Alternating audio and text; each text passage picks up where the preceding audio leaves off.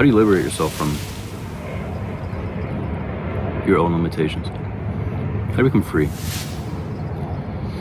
If you think back to any change that you've ever had to make, usually it's done by force. It's never done by choice. You were put in a corner and you couldn't cope, and well, you were left no other option but to do something about it.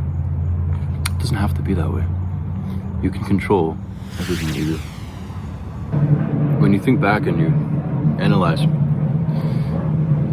in order to really ferment change, you have to create a reality. You have to create some sort of person that does these things, that does this work, that lives in this reality, even though you don't. And you have to become that person and become it slowly by doing the same things, taking the same actions, taking the same decisions, the same steps as that person would. And over time, it transforms you. Guess what? You become that person. You turn into that reality. Even though it was false before, now it's real. Now it's standing right in front of you. Now it's you. You're living it. And unfortunately, a lot of people do it by force, where it doesn't have to. You have control. Because if you're doing it by force, what's the only factor? Right? You're pushed against the wall, you have to do it. But you could have done it before. You had the power. You had the ability to. A few years ago, I realized the person I was choosing to be was keeping me trapped.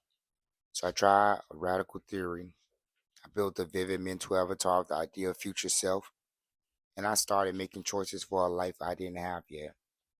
When I wanted to shrink back into old habits, I asked, what does the future me do? And I acted on it. I'll be honest, it's profoundly uncomfortable.